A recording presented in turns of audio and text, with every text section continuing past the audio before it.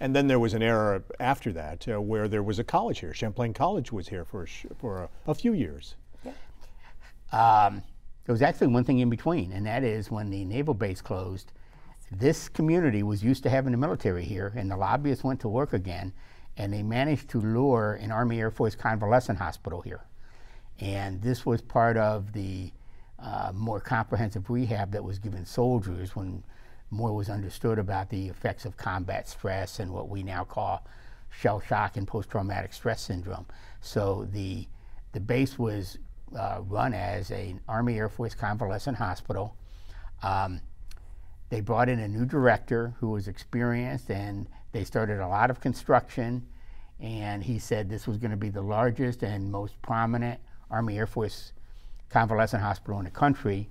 And then 3 months later, the announcement came that they're going to close it and everybody's going to move to Coral Gables, Florida. I suspect he probably finally read about what winters were like in the North Country. So they never actually built the hospital? Yes. They did. Now, where was that on the base? It was using the buildings that were there. Already using many of the existing buildings, because the Army was essentially gone at that point. And so they used many of the buildings. We don't have pictures of that. That's the one. A similar, there was a hospital here also during World War I, which was one of the first hospitals in the country to treat shell shock victims. And we have pictures of that and saw some of the additional construction. I have not seen pictures for the Army Air Force Hospital, which was here for about a year.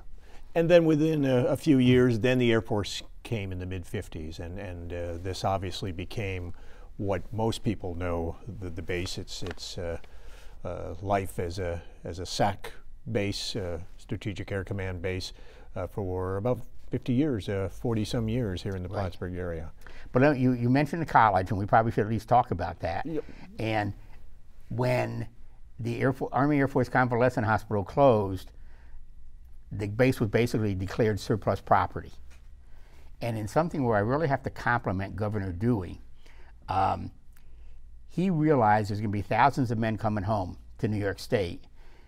Unlike in prior wars, they had missed their education. They would probably want to get back to their education. But now they didn't have to really look hard for the money. The GI Bill had been passed. So we had all these people coming back who were going to want further education, had the money to pay for it, and he realized New York's colleges couldn't handle the flow. He met with colleges. They agreed to try to increase their capacity, but it was going to take years. He eventually appointed a commission, and they decided to open a series of two-year colleges on bases that were going to be abandoned after the war effort. They ended up opening 4 of them. One was downstate. The other 3, one was near Geneva, New York, which was called Sampson College. One was near Utica, which was called Mohawk College, and surprise, surprise, they called this one Champlain College, and they called it the Associated Colleges of Upper New York. It's going to be a 2-year program, after which students would be eligible for transfer to any other 4-year schools in the state. And they headquartered it here. So not only was Champlain College here, but the headquarters for the whole operation was here. And I can go into that in some detail, but suffice it to say, there were 1,000 students for the first semester in 1946. They got this up and running incredibly rapidly, and it was popular.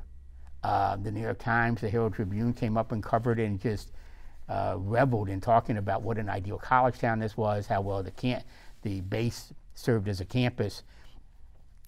The other 2 closed in 1949 and 1950 as scheduled because it was a temporary measure.